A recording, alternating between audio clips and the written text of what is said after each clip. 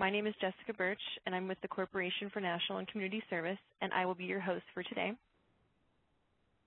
Today's team it consists of me, and assisting me today off-screen are our partners Amy Kanata and Bethany Dusselbaum from Ed Northwest. You'll see this in the chat and the Q&A to assist you during today's session and to help you get your questions answered. For our guest speaker today, we are delighted to have Elaine Williams. Elaine has been a VISTA trainer and facilitator for 20 years.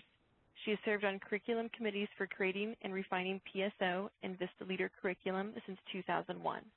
Elaine has a master's degree in social work and specializes in building communication skills and holistic approaches to working with individuals, teams, and organizations.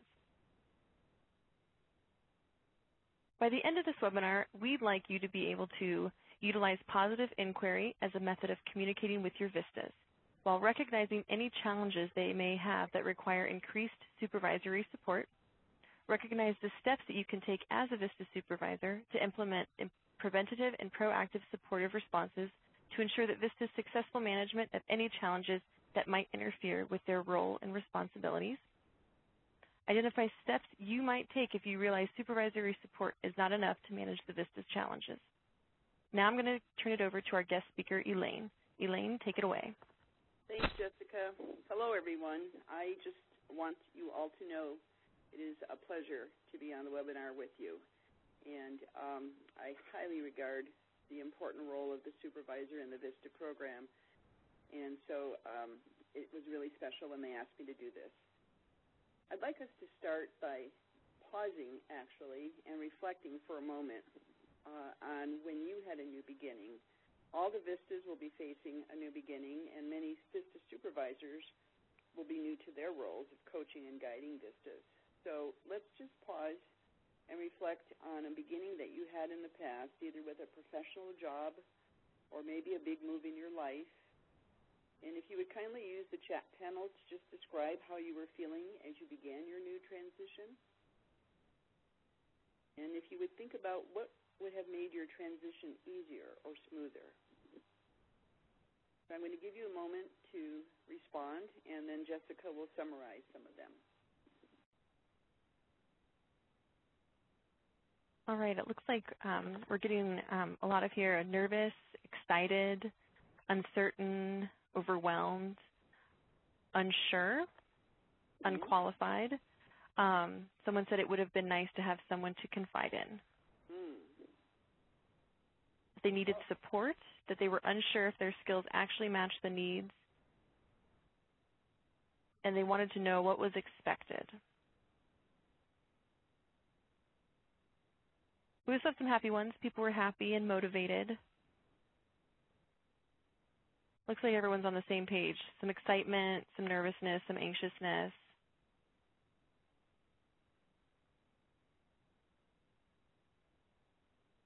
Anything else, or are we good? Yeah, the last one here is a really good one, needing to balance policy with member support needs. Here we go. Well, you know, all of those responses are completely appropriate, and I think they do reflect a typical response to a new beginning, whether you're the VISTA or the supervisor. And we found on the VISTA Campus Forum recently a couple of VISTAs who were writing about their experiences as they began their VISTA year.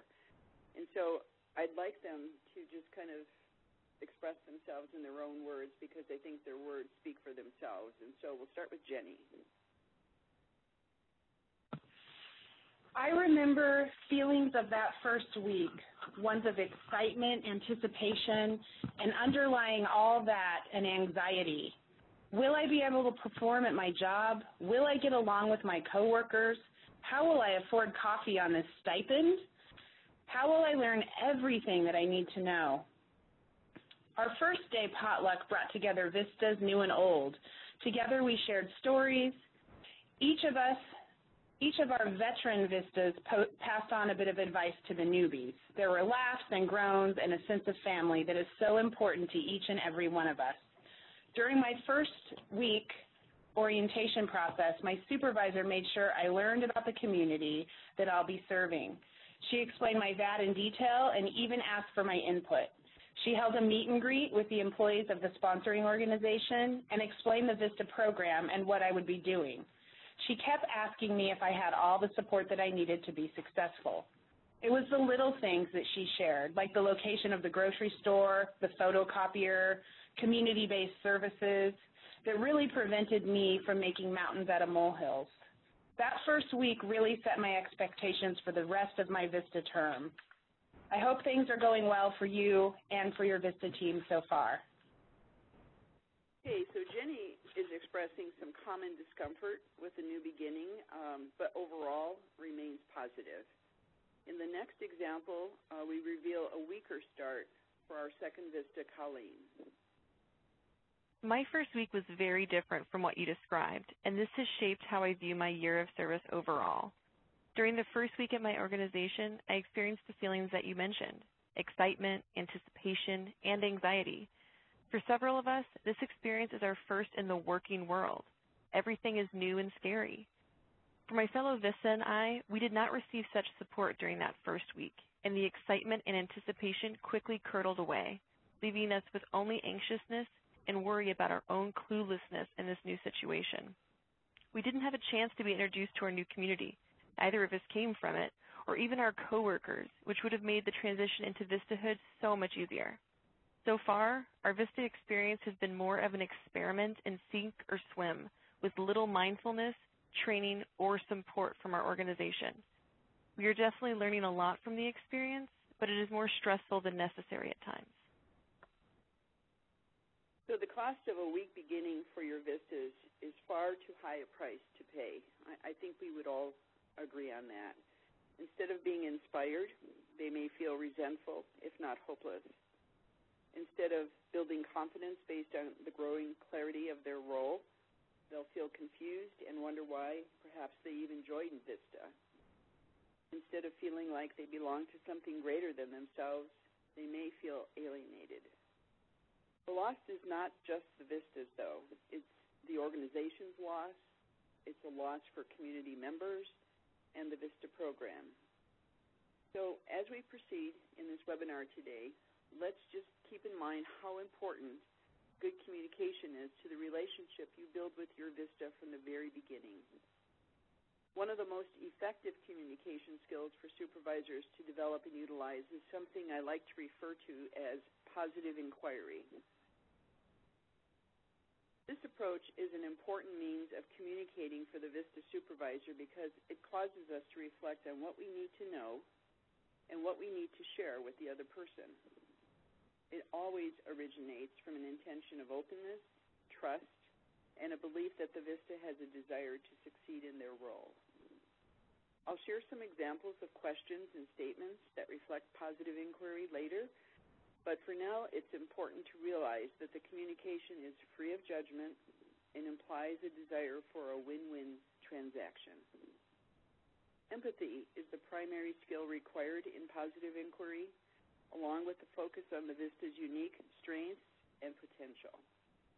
And when I speak of empathy, I'm talking about the ability to understand the other person, not to take on their challenges, but to understand what their challenges mean for them.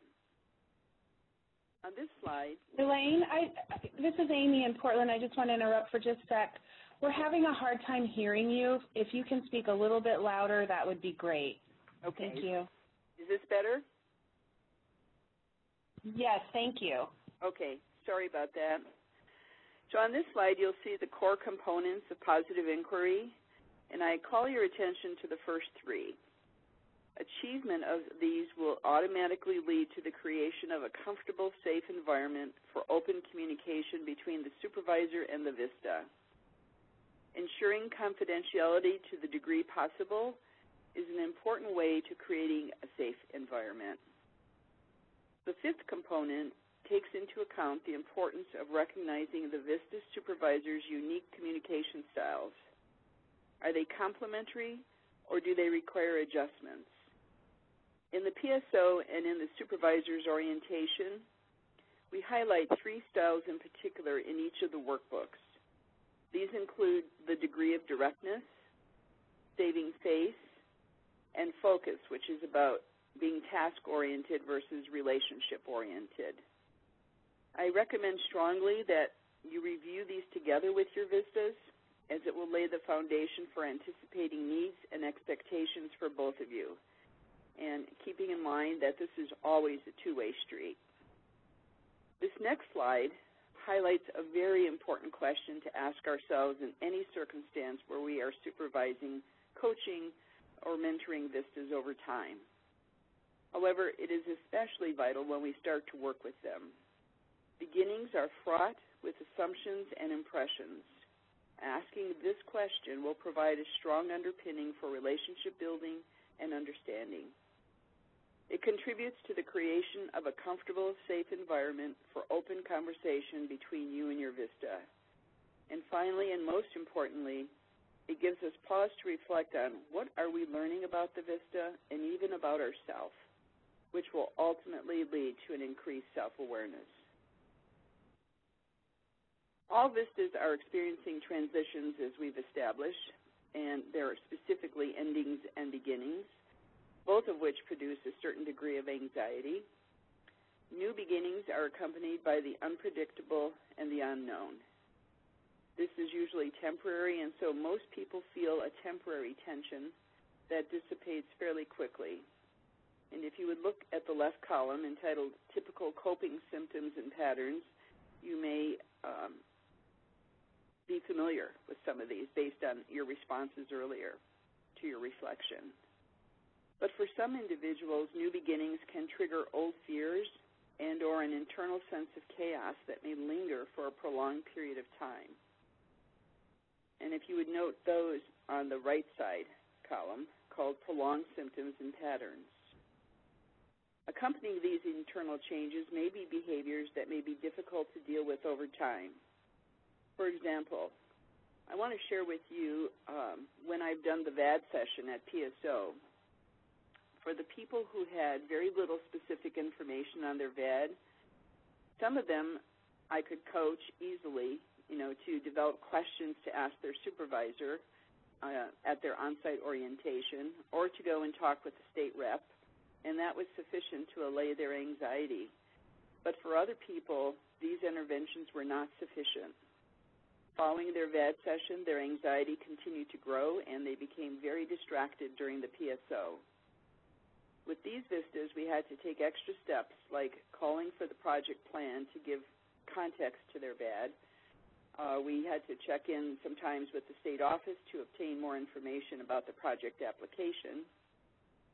We spent a lot of time asking them what do they need to alleviate their anxiety, and sometimes being able to tell them that they would have a local on-site orientation training where their questions would be answered and the VAD would be reviewed with their supervisor helped a lot. And we, for some people, continued to check in through the entire PSO because their anxiety was that high. So we did whatever it took to offer reassurance to them and realized really quickly how additional support was needed for these particular VISTAs and how important it is for you, the supervisor, to assess really quickly any prolonged symptoms and patterns exhibited by your VISTAs. So to help your VISTA get off to a strong start, I'm recommending that we utilize positive inquiry. What does positive inquiry sound like? I've talked about it for a little bit now, but it's different talking about it than talking it. So if you notice on this slide, each question or comment on the list is open-ended, it's invitational, and it suggests a deep intention to learn about and understand the VISTA. The comments and questions on this slide and the following one offer you some examples on how to language positive inquiry. And I'd like you to know that we will provide all these positive inquiry prompts as a handout available on the VISTA campus along with the recording of this session. The first one, help me understand, is to me an incredibly invitational statement. It could be about help me understand what you're looking forward to with your VISTA year, help me understand what motivated you to join VISTA, help me understand what's providing the most anxiety for you right now. You can go almost anywhere with that, but I'm inviting that person to respond in a really open-ended way. Another question is, what natural strengths and talents are you bringing with you to your VISTA experience, which kind of reinforces for them that they do have strengths already. And even though things are uncertain in the beginning, they can call on these strengths and skills to help them through it. And then finally, describe what strengths you have that will help you cope with the unknown and the unpredictable as you begin your VISTA year. And be specific when you're reviewing them, because the more specific they can be, the more intentional they'll be about utilizing those strengths and skills.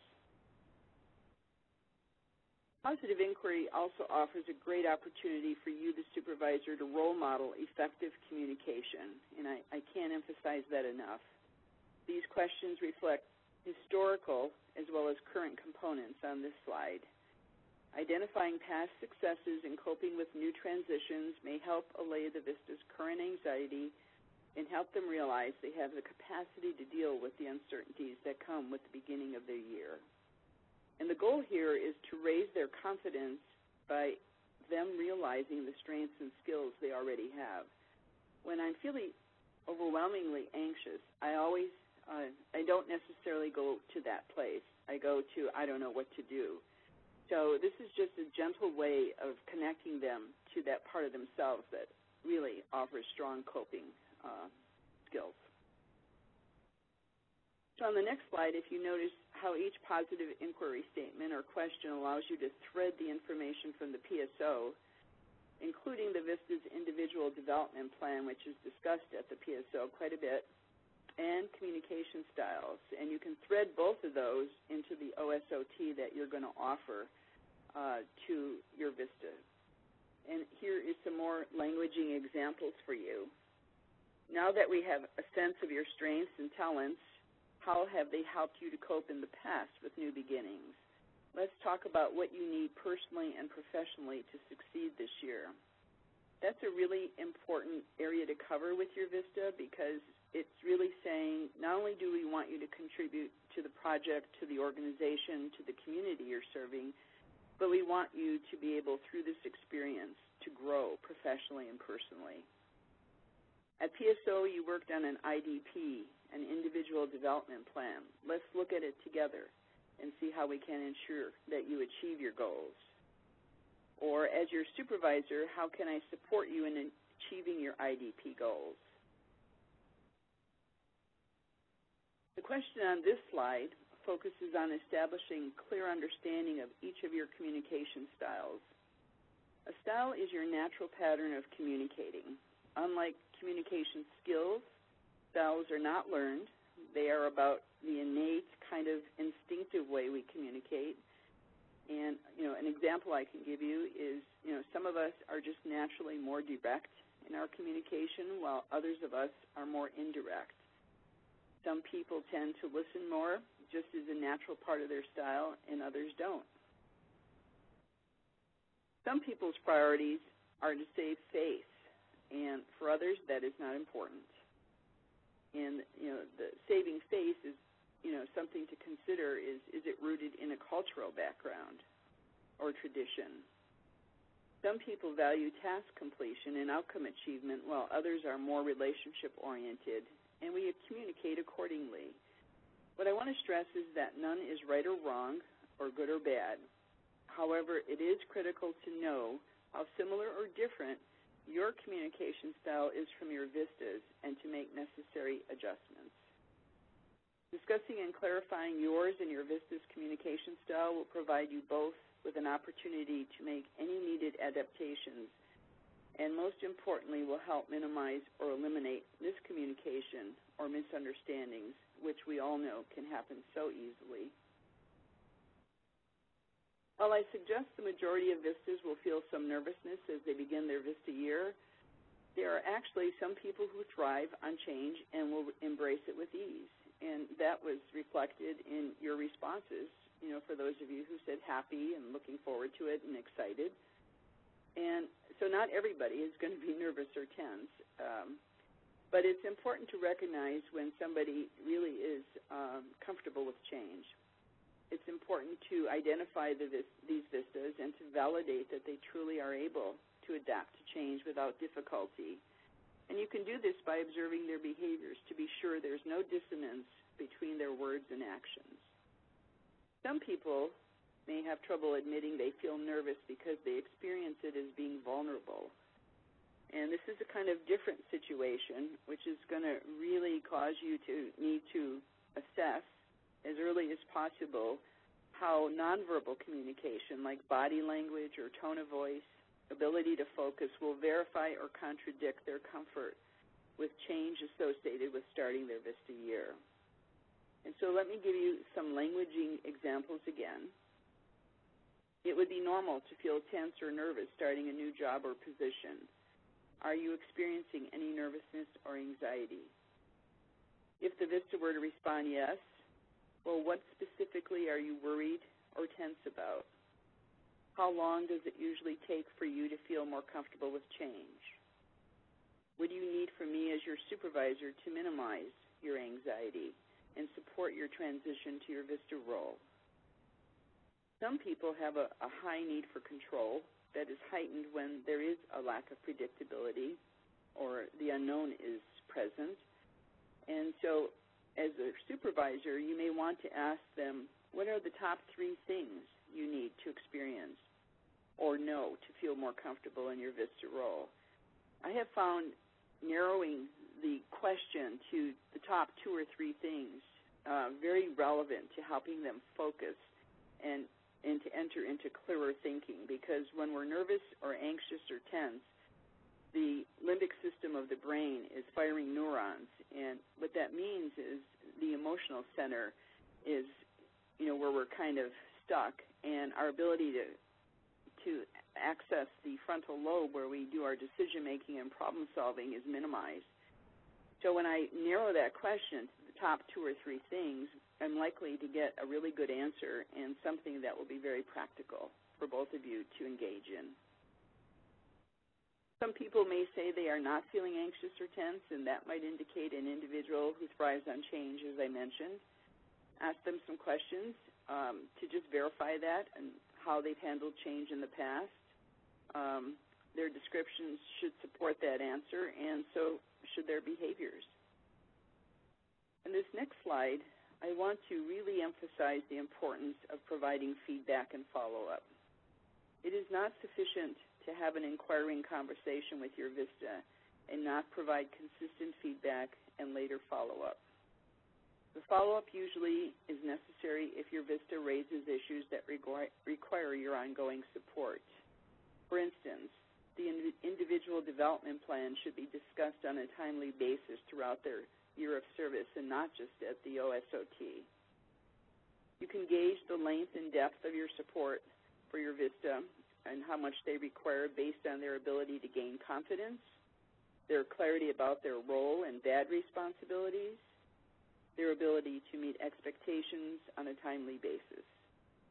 If the VAD is used as the cornerstone for your supervisory meetings, consistent feedback and follow-up will become a natural and expected process, and it makes your meetings not only effective but efficient. And I know time, is something you don't have a lot of. If you would just remember, a strong start only leads to a strong finish when feedback and follow-up are predictably continuous. Now we're going to look at some of the proactive responses for managing lingering psycho-emotional challenges.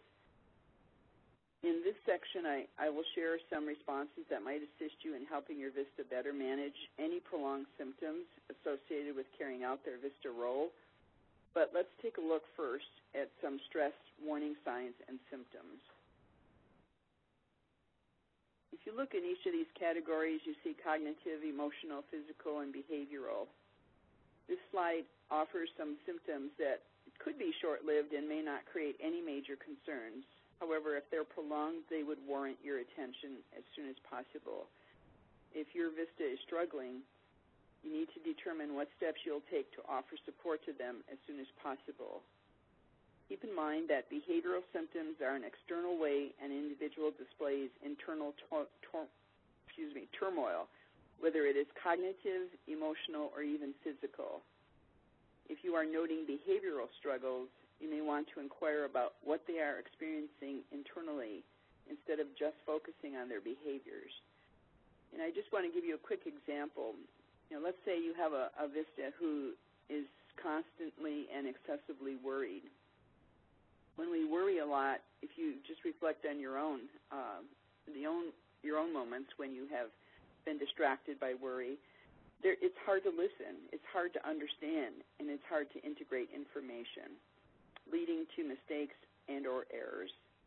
So when I focus on the cause of the mistakes or errors, then I can minimize them by addressing the fact that this person is excessively worried and what does that person need to be less worried versus managing the behaviors of not being able to carry through their tasks in a successful way. So that's just an example of how to go internal and not just respond to the external symptoms of prolonged problems. Here's an example of a proactive response format. Notice how much inquiry is involved in these proactive responses so that relevant information is obtained, allowing for a more accurate assessment. Seeking to understand is always an effective way to begin an inquiry process.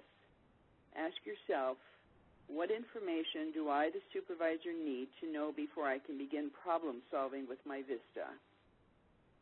It is also important to realize, and I can't stress this enough, what information you don't have or cannot ascertain, and how might that impact your conclusions about what is happening. I recommend that you offer non-judgmental feedback about what you are observing as soon as you detect a pattern of struggle. And I also recommend that you inquire whether this is a new or an old pattern of responding to stress. If it's new, you might ask this person what they believe might help them cope better with their stressors. If they're really overwhelmed and can't answer that question, you might reduce that question to, what one thing do you need right now to cope better? If it's an old pattern, then you go back historically, what have they done in the past that has helped them manage their stressors? If you identify that this is an old pattern, listening carefully as your VISTA describes how they coped and whether it was truly effective is really important. I can't stress how important active listening is as a resolution to so many problems, because it allows the problem to get resolved in the process so that we're less invested in the outcome. Sometimes we use old patterns that really don't work for us but are familiar, and therefore we repeat them. So we want to listen for whether they have sought professional help in order to better cope with their stressors.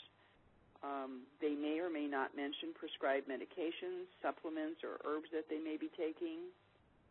And if you suspect that old patterns are being dealt with coping patterns that don't necessarily work, then I suggest strongly that would be a moment for you to consider how much you're able to do as their supervisor and how much you might need to consider a referral.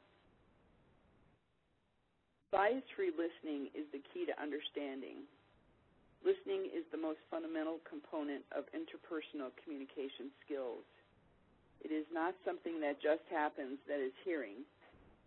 Listening is much more than just hearing the information. It is really digesting the information. It's an active process in which a conscious decision is made to listen to and understand the messages of the speaker. Listeners should remain neutral and non-judgmental. This means trying not to take sides or form opinions, especially early in the conversation. Active listening is also about patience. Pauses and short periods of silence should be accepted.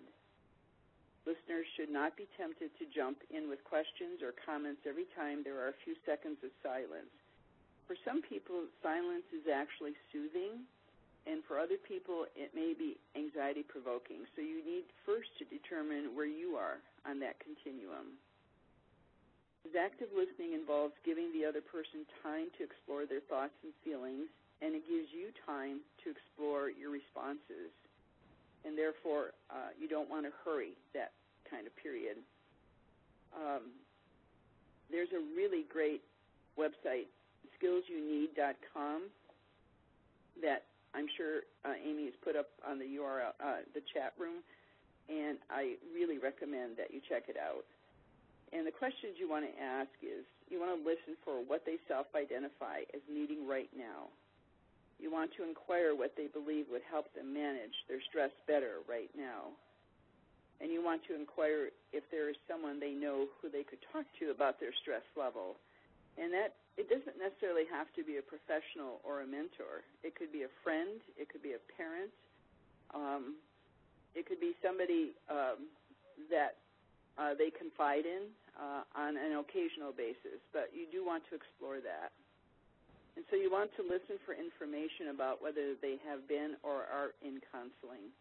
And, you know, that's a really important issue because at some point you're going to have to decide whether you can create and help them cope a little bit better with the challenges they face, or whether you're going to have to make a referral to somebody and help them look for outside support. And, you know, you want to ask the question pretty directly with them if they would be willing to talk to someone. I think that's really important and not a question that we're always comfortable with, but most of the time people want to get out of their anxiety. They want to feel more comfortable. And for those with prolonged symptoms, if they haven't had that experience, it might be something that they may need to take on just to be able to continue with their VISTA year. So I wouldn't be afraid to go there, and I want to share with you a case example that actually happened last summer. And I'm going to talk you through the example and give you pretty much how I responded and how the CNCS person responded to this individual. So last summer there was a VISTA candidate that was triggered in a PSO session when the trainer extended their arm and pointed their finger at a chart on the wall. She reacted strongly and she just left the training room. She just fled from the training room. And she came to the registration desk very panicky, very upset. The CNCS person and myself found a quiet, private place pretty fast to talk with her. And we decided quickly that I would stay with her and the CNCS person would call her organization for additional insight and information. I purposely quieted my voice and spoke very evenly with her, and she cried and kept saying that she was picked on by the trainer and she felt very abused. So I gently asked her if she had ever had these kinds of feelings before, and she said yes. I asked her what she had done when this happened before, and she told me she was seeing a counselor who taught her how to calm herself using cognitive techniques. Now, I'm familiar with cognitive techniques, but even if you're not, it's important to reconnect them to those, whatever they offer that may soothe them, because they will be able to begin to soothe themselves, and it won't be something that you'll have to deal with. I asked her if she wanted to call her counselor, and she said yes and made the call, but she had to leave a message because there wasn't an answer. And then I asked her if there were other things she did to cope with upsetting situations, and she did tell me that she took medications. I asked her if she was still taking medications, and when she said yes, I inquired if she had taken her medication today. She told me no, and she told me no because she only had one left, and she was saving it for the plane ride home. While we waited for a return call from her counselor, I asked her what she needed right now, and she did not answer for a few minutes. And again, I just let the silence be, and because I could just see that she was becoming less panicky, and even her body language was much more calm. So she turned to me eventually and said she was taught a cognitive exercise, and suddenly she just began verbalizing repetitive affirmations. And, clearly she had been taught this by her counselor. Her counselor called, I would say, in about 20, 25 minutes and walked her through some coping steps that she needed to take, including having to take her medication. And she was advised to take half of her pill and save the other half for the plane. When VISTA got off the phone, I noted that she seemed much calmer, and I asked her if she felt it would be helpful to go to urgent care or the emergency room. Privately, in my own head, I was thinking that they might provide her with some additional medication to see her, trip back home. But her reaction to that question was a very upsetting one, and she did not want to go to the emergency room. So I said to her, noting that, she was upset, that let's look at your choices. And I have found in situations like this, whenever you offer a person choices, you're empowering them, even if the choices are limited or even if they're not preferred. They are choices. So that structure kind of relieved some of the turmoil that was going on in her head. And basically I said to her, you can go for medical assistance and we will help you with that, or you can take your medication as your counselor advised, and or you could go up to your hotel room and rest for a while, and we'll check on you frequently. She was really clear and actually quite adamant that she would not see a doctor or go to her room because she felt she needed to be in the presence of other people, which was fine. And so she chose to take half of her medication dose, which was on her, and within 30 minutes, I would say she was able to engage in a much more rational way with both the CNCS person and myself. Based on the information from her supervisor and the state office that the CNCS person had contacted and our own experience with her, we ended up suggesting that her first priority was to take care of herself, and perhaps being a VISTA at this time was not in her best interest. She actually agreed, and I was a little surprised because sometimes there's pushback on that, but she was so tuned in to the fact that the PSO itself was so stressful that she really didn't believe she could handle her real placement. So these are really very complex issues, and it's important to realize that the first step is always to calm the agitated state. When a person overreacts to a situation, the supervisor needs to probe gently. And notice I did not ask the VISTA in this case example to give me the details of the incident in the training session. That was not really the real issue. The real issue was something triggered her, and how were we going to help her handle her overreaction.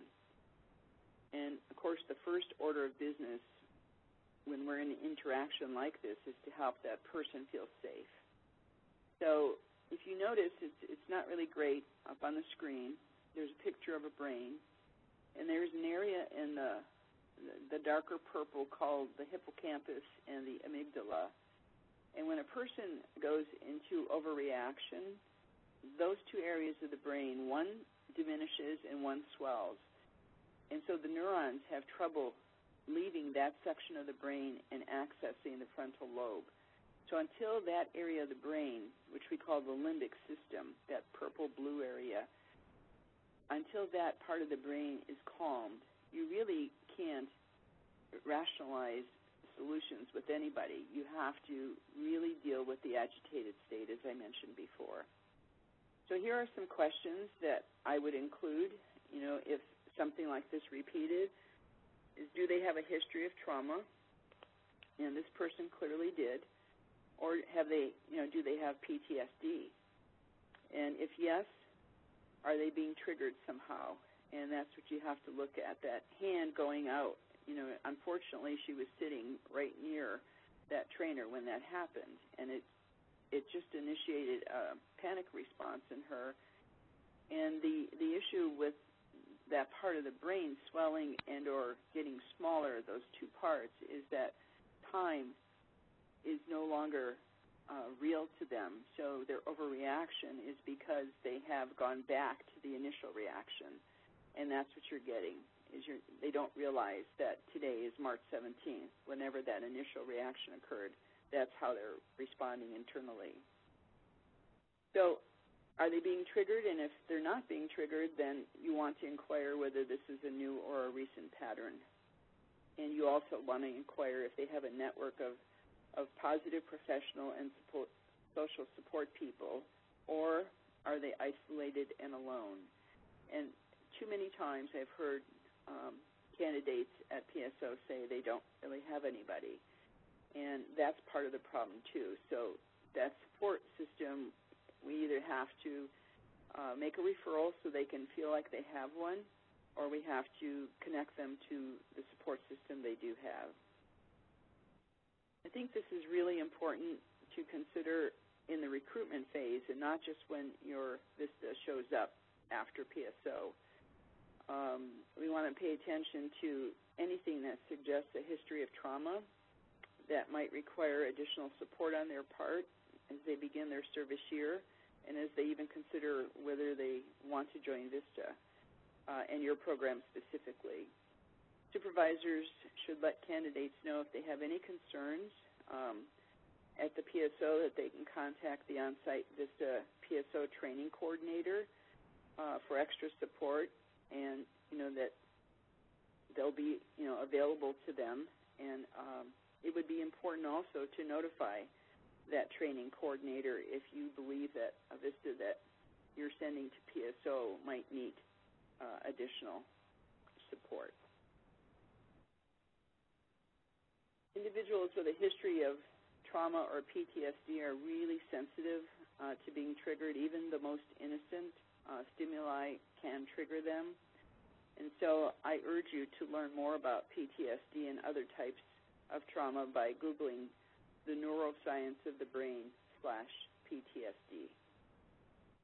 Okay, we've talked a fair amount about the VISTAs and how you can support them. Let's take a moment and talk about you and some things that would be helpful for you to reflect on and to become aware of if you're not already. So assessing the VISTA strengths, vulnerabilities, and needs to be accompanied by your ability to engage in self-reflection and to know yourself. Emotional intelligence teaches us we cannot know another person unless we know ourselves first.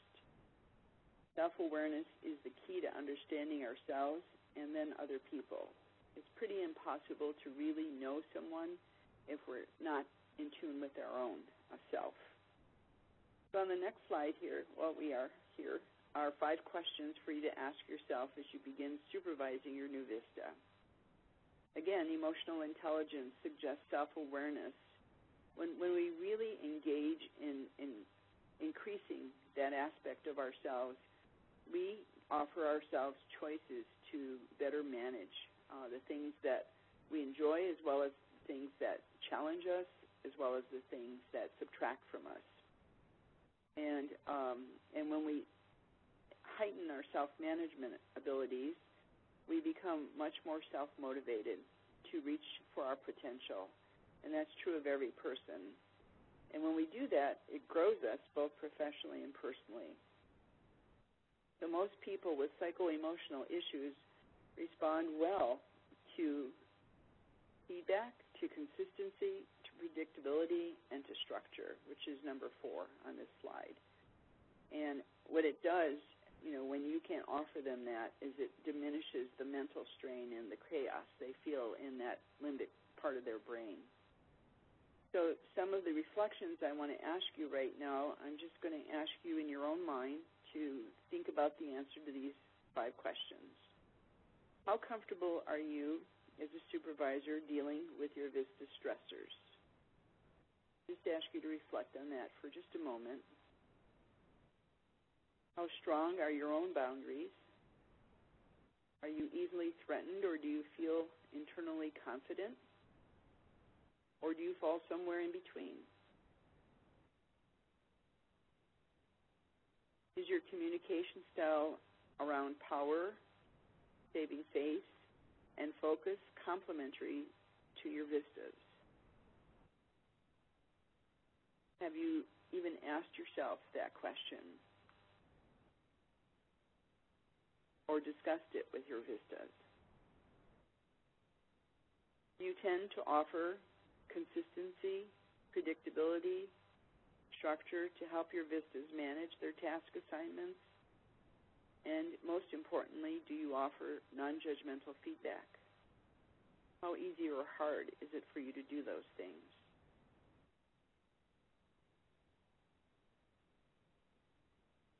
Does your supervisory style support the VISTA's needs? How adaptable and flexible are you in shifting your style if needed? However you answered these questions, your answers are not good or bad or right or wrong. They're just ways for you to increase your self-awareness. Self-awareness is also key to recognizing when the supervisory support you offer your VISTA is not enough to help them manage their psychological and emotional issues that may prevent or limit their success. Coming to this conclusion is not always easy, but it is important to be honest with ourselves and our VISTAs so that the integrity of the relationship is respected. There are 3 recommendations for you to consider. Disclosure by your VISTA of suicidal thoughts, a history of abuse, PTSD, clinical depression, even personality disorder, something like borderline personality. These might be strong indicators of a need to make a referral or reinforce support for connecting with a previous or current healthcare professional. As a supervisor, you will need to realize when you are actually able to be effective in helping the VISTA address their stressors, and also to be aware when their challenges require outside intervention, that it's beyond your scope of responsibility. When preventive and proactive responses have not been effective, and we've gone through them today, in your VISTA's ability to function successfully, utilizing community resources to access needed support may be necessary. So those are the 3 things I'd like you to consider as you go through working with your VISTA when there are prolonged patterns and symptoms of anxiety and fear. So on this slide, you'll see that are a couple of mental health resources. You likely know about the mental health resources in your community, but here are a couple more. And these links are useful resources for both the supervisor and VISTA members. The sites listed here can provide referrals for your local area agencies, and most agencies will provide services on a sliding scale. So one is the suicide prevention line, and one is the Veterans Crisis Line. So finally, I'd like to leave you with this thought in particular, that you as a supervisor have the opportunity to be an incredible role model for your VISTAs. And I think research shows, almost any that I've looked at, that role modeling is possibly the most powerful way to influence others. It inspires, it motivates, and it raises the integrity of the relationship as well as the level of respect. So here are 4 areas supervisors need to role model for their VISTAs, and I think that mutual engagement that you have in commitment to the VISTA program and the project and the organization and the community, what will happen is you'll see mirroring of what you're putting out there. And I love this quote by Carl Bryan. You know, he talks about taking good care of you means the people in your life will receive the best of you rather than what's left of you. So role modeling healthy habits and self-care, creating an open, safe environment, being consistent in providing feedback, and utilizing positive inquiry, I think are just important things that you can do whether you're an intermediary, sub-site, and site supervisor. So it is a total honor, and as I mentioned when I started, a pleasure to work with you today. And we'll go to questions, and I thank you so very much for your time. Thank you so much, Elaine. So on the right-hand side of your screen, you should see an evaluation of this webinar. If you could please take a few moments to go ahead and complete that evaluation.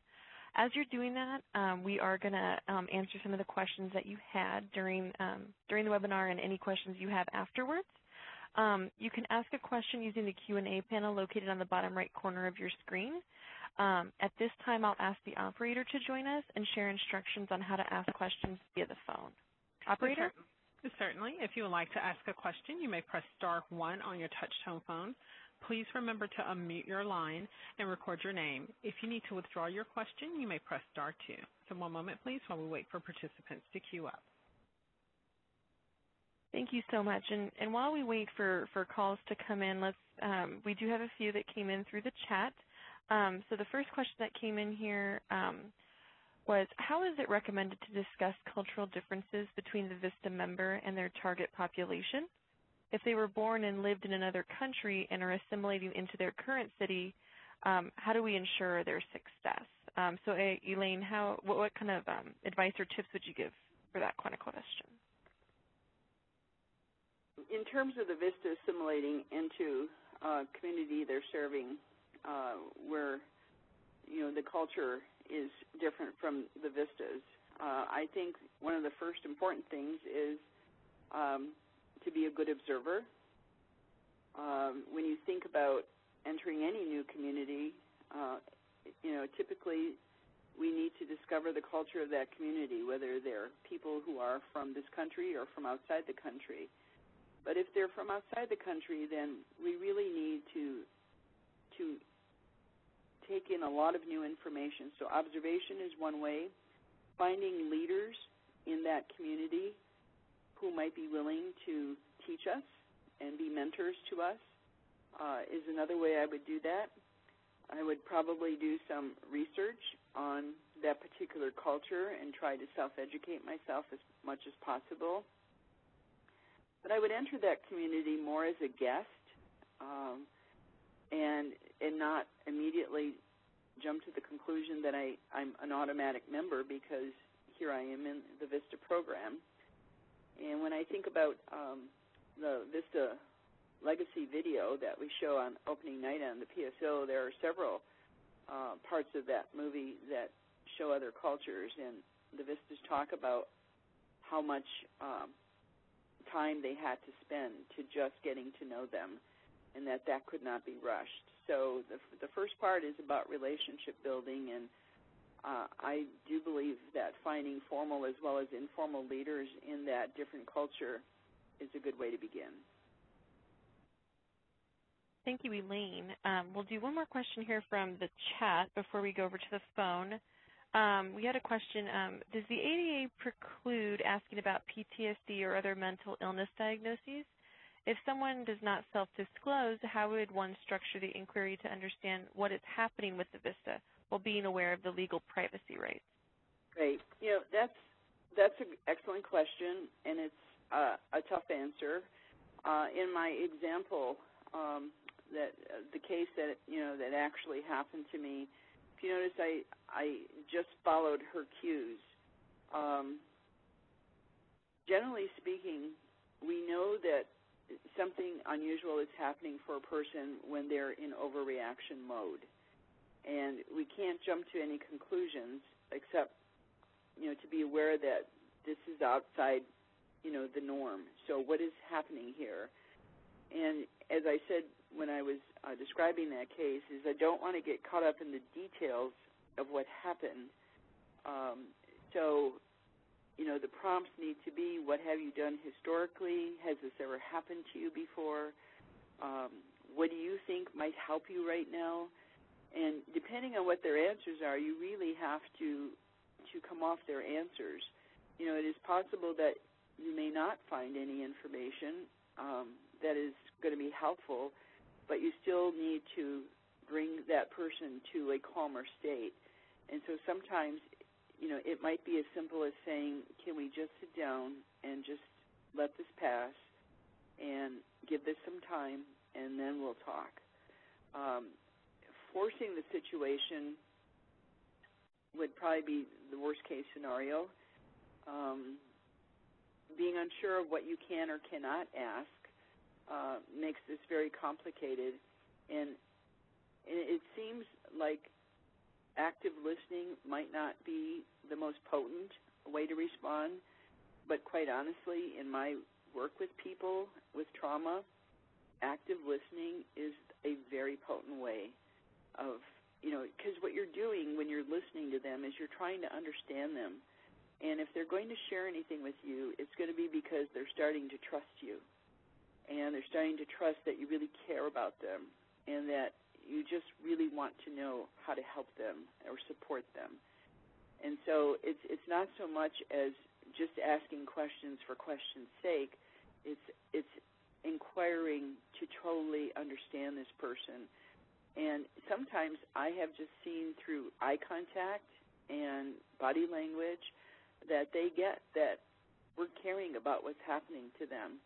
And so as much information as can be gleaned will only come out of that ability for them to trust you and your ability to make them safe. Thank you, Elaine. So let's jump over to the phone if we have any callers there with some questions. Operator, do we have any callers? No, not at this time. Okay. So then we'll go to another question here that we had in the chat.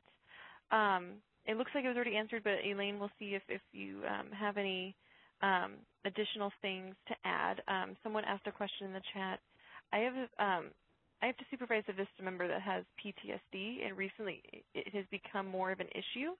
I suggested to her to seek counseling, and she provided her with info to NAMI, but finances are an issue. Is there some suggestion you might have to seek free counseling?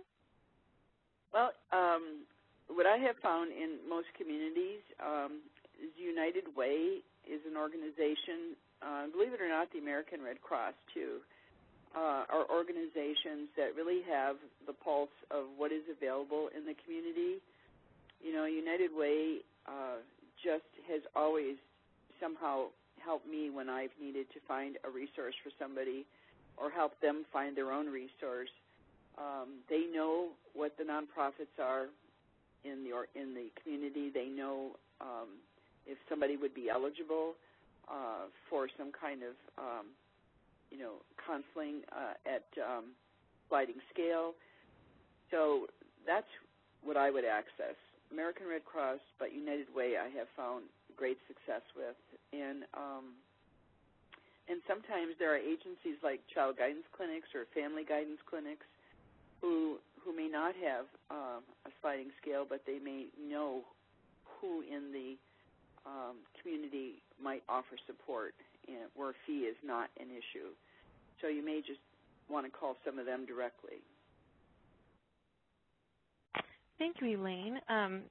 We are winding down close to the end of the webinar. I wanted to check one more time to see if we had any questions on the phone. Operator, do we have any questions on the phone?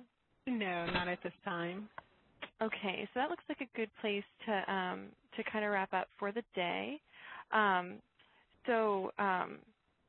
I do just want to say, thank you all for joining us with this webinar. We do appreciate you taking the time to learn more about how you can support the whole VISTA.